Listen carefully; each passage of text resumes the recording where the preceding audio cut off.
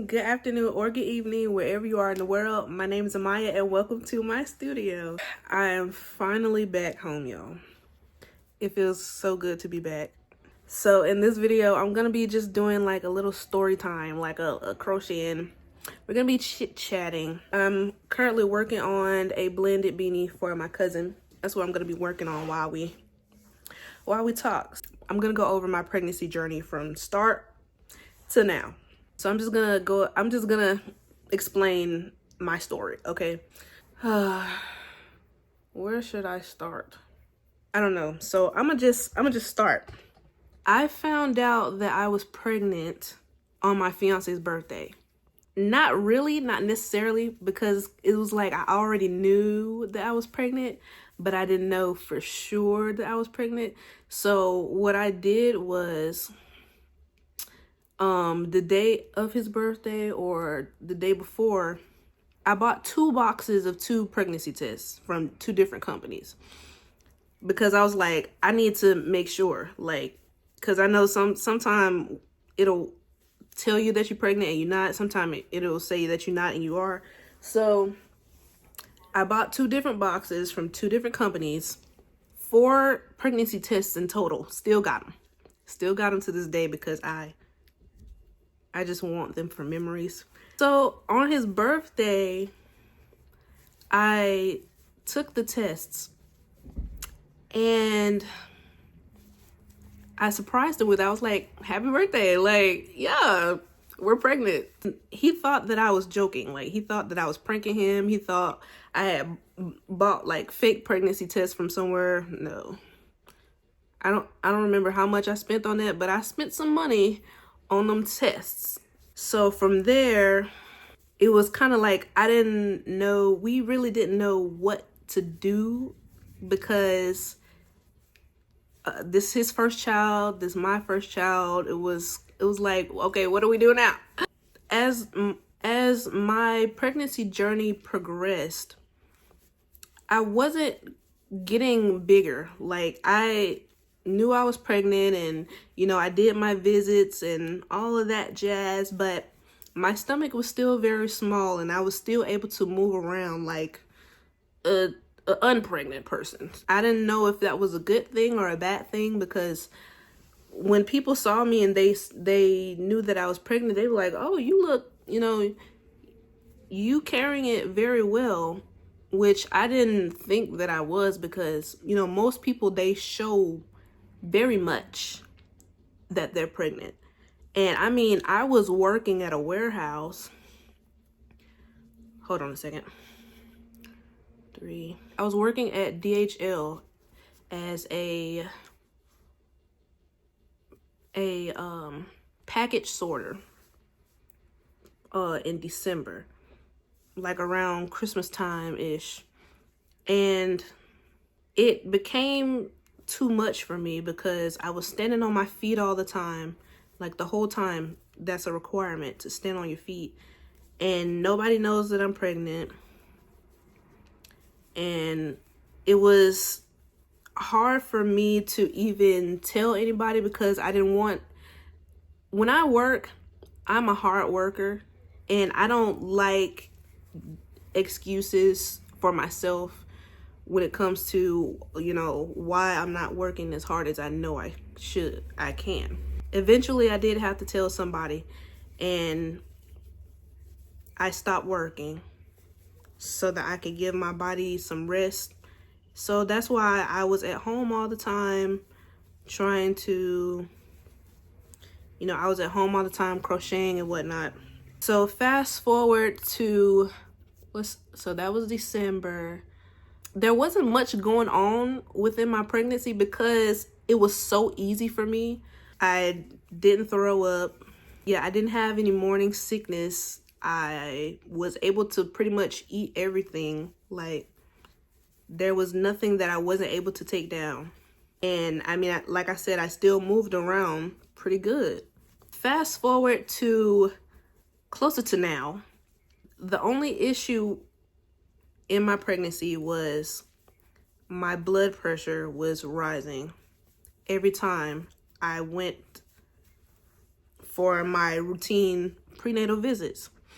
Ever since then, my blood pressure, every time I go to the doctor, my blood pressure was very, very high. So they diagnosed me with chronic hypertension and preeclampsia. So like the first time I went, it was high, but they were like, okay, let's see what you're gonna be looking like next week. And the next time I went, it was even higher. And the next time it was even higher. So they were like, you know what? You need to go to the emergency room. You need to go to labor and delivery and have, you need to be evaluated. So I got evaluated. Like on March 4th, I went in for a routine visit. I just went in for my appointment. I come out having to go to the emergency room and have been in the hospital since then. So like, I definitely did not expect my day to go like that, but it happened. So March 4th, I'm admitted to the ER. I have to go up to labor and delivery hall, and they're trying to figure out what's going on with my blood pressure because I don't have any symptoms or anything. My blood pressure is just very, very high. I'm there, they put an IV in my hand. Like you can still see it right here. It hurts. They put an IV in my hand. They pumping me with a bunch of magnesium because the magnesium is supposed to prevent seizures. I don't even know how long I was there before they end up having to call the ambulance because that particular hospital didn't house patients over 36 hours. So, I mean, I wasn't there for 36 hours. I wasn't even there for a day. But they were like, yeah, we already know you're going to have to be hospitalized for a while. So they called the ambulance. They called the ambulance. I'm being transferred to a different hospital not too far from that one. And what happens when I get there? I'm throwing up a lot. Not like a lot, but I'm like gagging because of the magnesium that they gave me. They said the magnesium would do that. So me throwing up a lot is also causing my blood pressure to increase. So while I was in the ambulance, my blood pressure was very low. Like it was good. And then as soon as I get to the hospital, I start throwing up and it spikes up like significantly. They're keeping me on the magnesium. They're just doing a lot. Like it's kind of blurry to me because my days were like blended, like because I was asleep and then I was awake, and then it's like, is it the next day or it was a lot for me. So I get to the new hospital. The doctor's explaining to me everything that's going to be happening and all of the potential things that could happen. They made me move rooms like 5 times, and I don't know why. Like they have different departments for certain things, but they all were doing the same thing. I don't know. So basically the whole entire time I'm there, they're basically just evaluating my blood pressure, they're putting me on a bunch of meds and IVs, and it was just a lot. And at one point they were like, if we can't stabilize your blood pressure, you're gonna have to deliver early. And I did not want that, but I did not know how to get my blood pressure down. Like all the advice that I was given, I tried it and it didn't work. It did not work. So, I mean, sometimes it would get low, but then it would come right back up. Like they could not get it to a minimum or, you know, just keep it steady. I was at the hospital for like a whole week. At one point, they did an ultrasound on my kidneys and my bladder, I think, or something. They did something. And then they were also telling me how small my baby was, which I think that was also why my stomach was small. I don't know for sure. But they were saying that he's very small, which I mean, I assume so. He's a premature baby. They were talking about how small he was, and the reason they said he was very small is because of the lack of blood flow coming through my placenta, which I didn't understand that because when he was born, my umbilical cord was super duper big compared to his small body. So because of that, because of the lack of blood flow on top of the blood pressures and not wanting the blood to end up being reversed, meaning instead of my blood going to him, it's coming back to me, they were like, we need to deliver you early. I did not like that. I did not like the sound of that. And that made my blood pressure still spike up. I hated that. I did not want to deliver early. And I definitely didn't want to have a C-section, but I did. They gave me a spinal, which is kind of like an epidural, but it's not an epidural. They gave me a spinal shot, which was to make my entire body, basically from my stomach all the way to my toes, numb. When they did that, that's when they started to do my C-section. And when I tell you I didn't feel nothing, like I felt my body moving, but I didn't feel them moving my body. Like I didn't feel them cut it. I didn't feel their fingers on me. I just knew my body was moving and shaking. Next thing you know, he was out of my stomach, and I got a bunch of pictures. My fiance was there, my grandma was there, my mom was there, and I was crying. I didn't cry a lot like boo-hoo, but it was a sad moment for me. But also it was a happy moment for me. When he came out, they were like, if he's more than three pounds, he won't have to be in the he won't have to be in intensive care. He won't have to go to the NICU. But he came out, he measured 2 pounds 2 ounces. So they were like, he needs to go to the NICU. I didn't like that either, but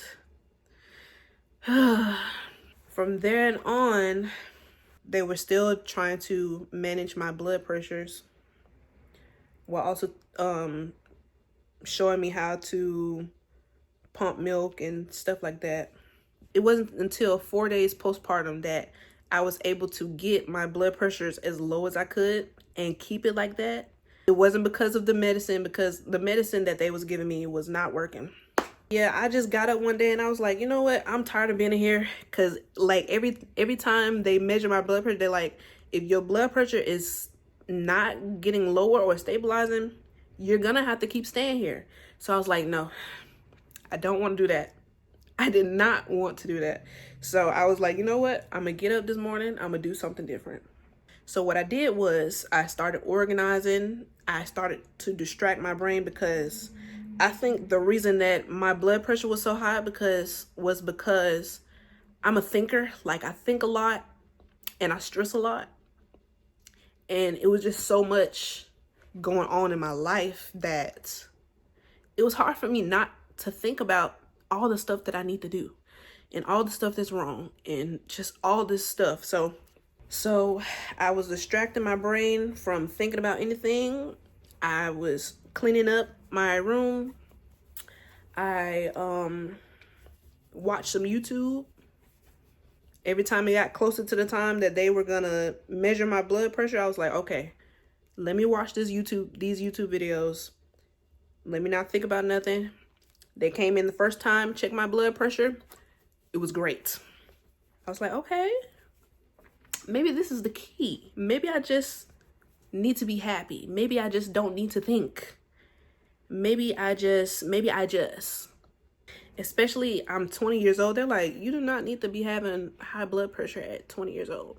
The next checkup come around, I'm watching my YouTube videos. It's great. They're like, okay, you can go home. They was like, you can go home. And I was so happy. I was so happy to go home, because I was in there for too long. Y'all, that whole week felt so freaking long, and then the days were just off. It was a hot mess. So I came home yesterday, celebratorily. I'm not sure how my blood pressures have been, of course. So I think my doctor is going to order a at-home blood pressure monitor for me, which is good because that way I can know for sure what works for me and what doesn't regarding how my blood pressure works, because they say that they don't exactly know how blood pressure works when it comes to why it's high or why it's low for some people. It just is. Okay. Anyway, I have another checkup in 2 days. I really, really don't want to go. But hopefully everything will be a-okay. So as of right now, my son is in intensive care, but he's doing like great though. Like, he is breathing on his own, which they say most babies don't breathe on their own. They need the help of oxygen, which he's still getting it, but when they take it off, like, he's fine. Like, he can breathe on his own.